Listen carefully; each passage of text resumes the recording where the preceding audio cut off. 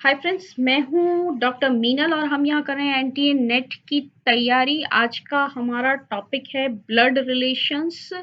तो इसके अंदर जो कुछ ट्रिक्स हैं वो मैं आपको बताऊंगी और उससे ये क्वेश्चंस आपके बहुत जल्दी जल्दी सॉल्व होंगे। कई लोगों को क्वेश्चंस बहुत ही ज़्यादा डिफ़िकल्ट लगते हैं, लेकिन इतने डिफ़िकल्ट होते नहीं हैं, बस थोड़ी-सी हमें प्रैक्टिस की ज़रूरत होती है और थोड़ी-सी ट्रिक की ज़रूरत होती है। तो देखिए, सबसे पहली हमारी ट्रिक क्या होगी, हम सबसे पहली हमारी ट्रिक से स्टार्ट करते हैं। अ, देखिए, सबसे पहले तो क्वेश्चन में कोई भी फीमेल है तो फीमेल को हम कैसे डिनोट करेंगे? हम फीमेल को सर्कल से डिनोट करेंगे। आप कोई भी फिगर, कोई भी आकृति ले सकते हैं। मुझे सर्कल से डिनोट करना ज़्यादा ईज़ी रहता है। क्वेश्चन करते हुए जैसे मैंने लिखा कि कोई फीमेल है आर, तो आर लिख के मैंने फटाफट सर्कल लगा दिया, तो मुझे ये ज़्यादा ईज़ी लगता है। आपको कुछ और ईज़ी लगे, आपको ट्रायंगल ईज़ी लगे, तो आप ट्रायंगल भी ले सकते हैं। लेकिन अपनी प्रैक्टिस के दौरान और एग्ज़ाम के दौरान एक ही पैटर्न रखना है। कभी ऐसा नहीं करना है कि कभी हम सर्कल बना रहे हैं और कभी ट्रायंगल बना रहे हैं, तो ये कन्फ्यूज़न क्रिएट करेगा। तो जब हम प्रैक्टिस कर रहे हैं तो एक ही पैटर्न रखेंगे। मैं जब फीमेल को डिनोट करूँगी तो मैं सर्कल का यूज़ करूँगी। अच्छा, उसके बाद जब भी कोई मेल है, मेल को अगर हम डिनोट कर रहे हैं, तो हम उसको हमेशा स्क्वायर से डिनोट करेंगे, राइट? मेल को हम हमेशा स्क्वायर से डिनोट करेंगे। जैसे मेल है अनिल, अनिल को मैं स्क्वायर से डिनोट करूँ, यहाँ पे मैं लिख दूँगी ए, ठीक है? अनिल के लिए मैं लिख दूँगी ए। या फिर कोई भी और मेल है, सपोज़ इस तरह से है कि वो उसका ब्रदर है, मुझे बी से लिखना है ब्रदर, तो मैं यहाँ पे डी लिख दूँगी, राइट? तो इस तरह से हम मेल और फीमेल को डिनोट करेंगे।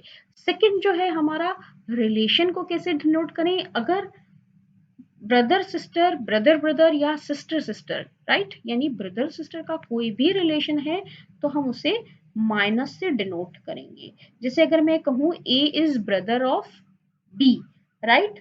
तो सबसे पहले लिखिए A is brother of B, minus sign that means brother है, और A brother that means male है, तो यहाँ पे मैं स्क्वायर लगा दूंगी। इस सेंटेंस में अभी हमें बी का जो जेंडर है वो हमें पता नहीं है, तो यहाँ पे मैंने कोई फिगर नहीं बनाया है। या फिर अगर मैं कहूँ X is sister of Y, ठीक है, तो यहाँ पे लिखूंगी एक्स, सिस्टर है तो सर्कल क्योंकि फीमेल है, और ये किसकी सिस्टर है? वाई की। वाई का भी जेंडर मुझे पता नहीं है। अगर सपोज आगे के सेंटेंस में वाई का जेंडर पता लगता है, आगे का सेंटेंस ऐसा है Y is wife of Z, तो मैं, अगर वाइफ है दैट मीन्स फीमेल है, तो मैं इस पे भी सर्कल लगा दूंगी जैसे ही मुझे जेंडर पता पता पड़ेगा। ओके, तो ये तो है ब्रदर और सिस्टर के रिलेशंस को, जिसको हम किससे डिनोट करेंगे? हम इससे माइनस साइन से डिनोट करेंगे। अब अगर मैं हस्बैंड वाइफ के रिलेशन की बात करूं, तो हस्बैंड वाइफ के रिलेशन को हम डिनोट करेंगे प्लस से, राइट? हस्बैंड वाइफ के रिलेशन को प्लस से डिनोट करेंगे। जैसे अगर कहीं कहते हैं ए इज वाइफ ऑफ बी, दो चीजें पता पड़ी, एक तो वाइफ, ए का जेंडर है वाइफ है तो फीमेल है, और वाइफ किसकी है? ये बी की। ठीक है, अब ये फीमेल है और ये इसकी वाइफ है, दैट मीन्स बी क्या हुआ? बी मेल हुआ।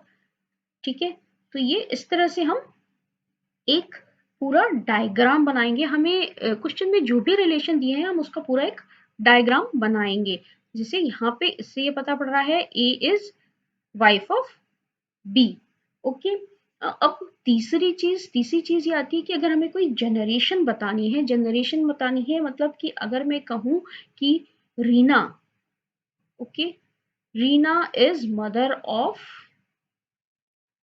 राम, तो किससे डिनोट करेंगे हम जनरेशन को? यहाँ पे ये एक ऐसी सीधी लाइन से, वर्टिकल सीधी लाइन से हम जनरेशन गैप को डिनोट करेंगे।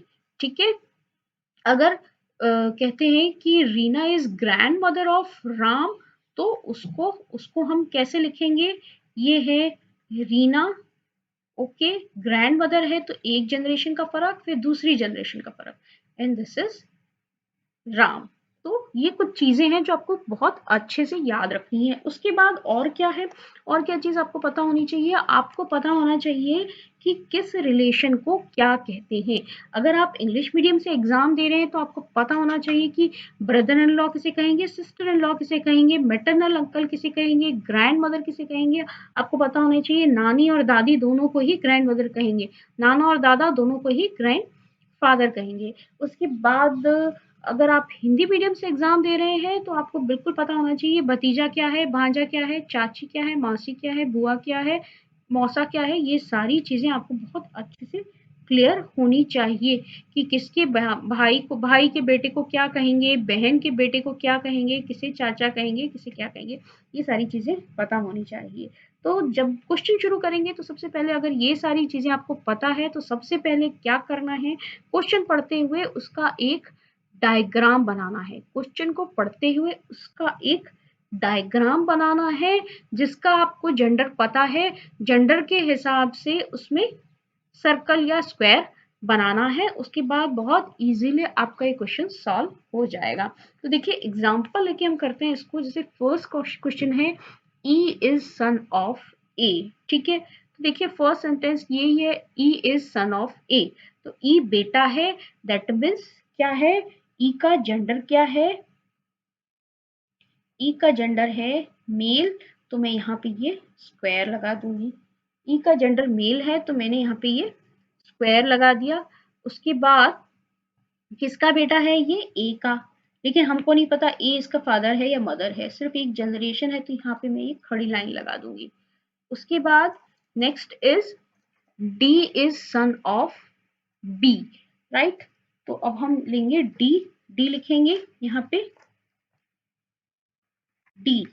डी क्या है, D is son of B. ये मिसप्रिंट है, सन, राइट। तो सन है दैट मीन्स ये भी मेल है। और किसका बेटा है ये बेटा है बी का। ई इज मैरिड टू सी, ठीक है। ई की शादी किससे हुई है, ई की शादी हुई है सी से।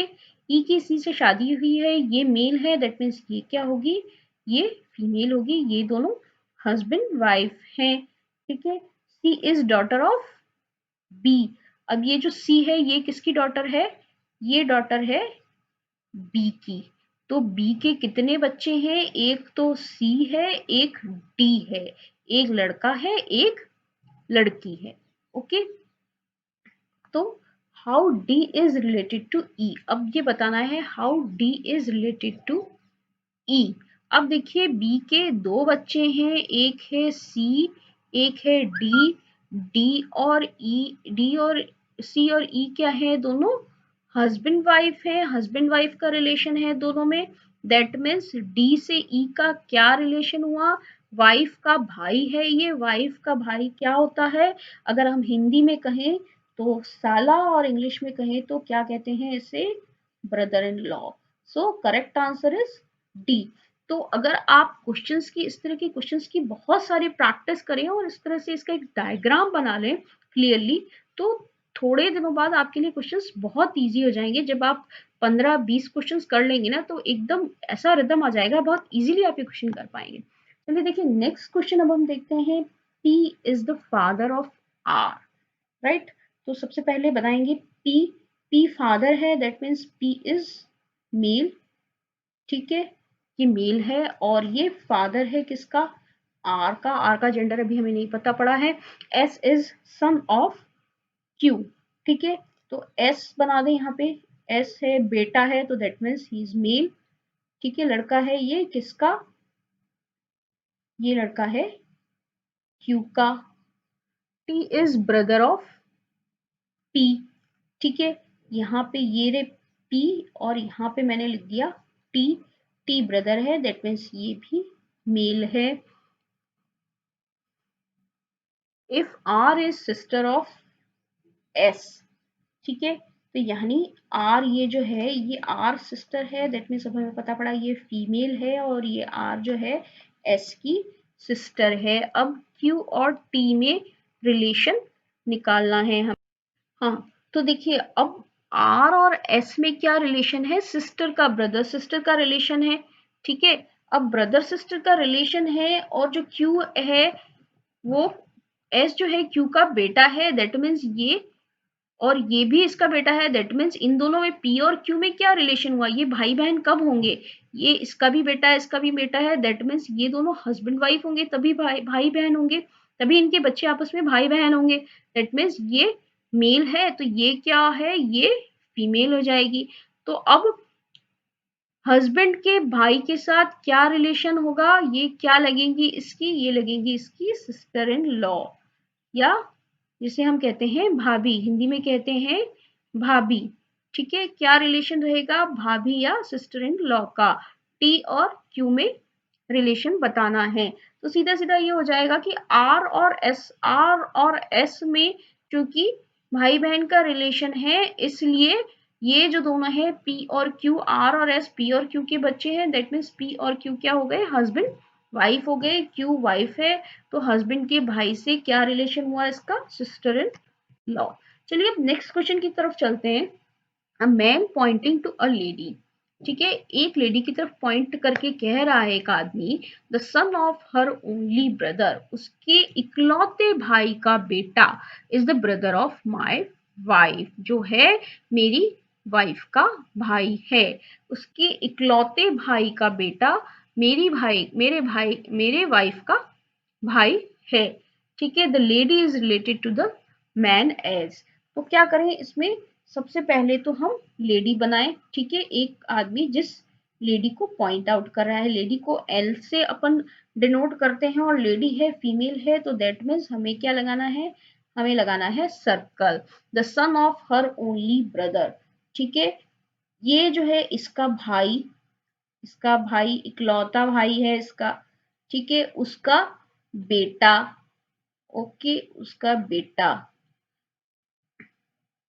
Is brother of my wife. तो अब जो आदमी पॉइंट कर रहा था इस लेडी को, उस आदमी की जो वाइफ है, ओके, उस आदमी की जो वाइफ है उसका इससे क्या रिलेशन है?